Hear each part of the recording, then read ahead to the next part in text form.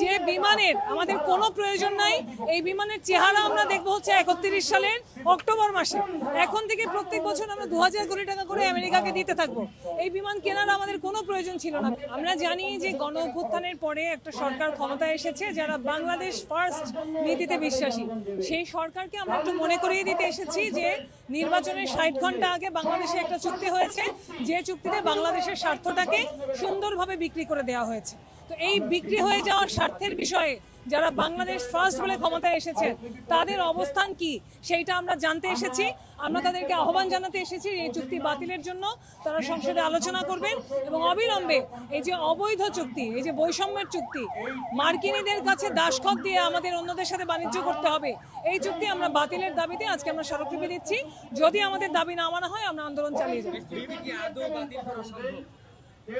অবশ্যই সম্ভব। আপনারা জানেন যে মার্কিন যুক্তরাষ্ট্রের নিজের সুপ্রিম কোর্টে 20 ফেব্রুয়ারি রায় দেওয়া হয়েছে যে ডোনাল্ড ট্রাম্প যে আইনের বলে এই রিসিপ্রোকাল ট্যারিফ বসিয়েছিলেন আইনটাই অবৈধ। ফলে সেই রিসিপ্রোকাল ট্যারিফের জন্য আবার চুক্তি কিসের? ফলে সেই চুক্তির তো কোনো বৈধতা থাকে না। আমরা দেখেছি মালয়েশিয়ার পররাষ্ট্রমন্ত্রী তিনি কিন্তু ইতিমধ্যে বলেছেন যে এই চুক্তির কোনো বৈধতা নাই। তারা এই চুক্তি বাতিল করার বিষয়ে কিন্তু তারা তাদের অবস্থান স্পষ্ট করেছেন। ফলে বাংলাদেশও মালয়েশিয়ার পদাঙ্ক অনুসরণ করে এই চুক্তি বাতিল করবে, এটা আমরা প্রত্যাশা করি। 14টা বিমান আমাদের আমেরিকার কাছ থেকে কিনতে হবে, যে বিমানের আমাদের কোনো প্রয়োজন নাই।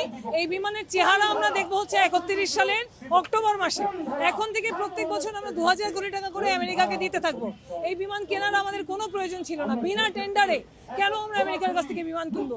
একই সাথে আমাদের তাদের কাছ থেকে তুলা কিনতে হবে, গম কিনতে হবে, ওষুধের কাঁচামাল কিনতে হবে, এলএনজি কিনতে হবে, যেগুলি আমরা অন্যান্য দেশ থেকে অনেক কমে কিনতে পারি। ফলে আমরা মনে করি এই চুক্তিটা সম্পূর্ণভাবে একটা সাম্রাজ্যবাদী শোষণের দাসখত ছাড়া আর কিছুই নয়। এই গোলামির চুক্তি আমরা অবিলম্বে বাতিল করার দাবি জানাচ্ছি।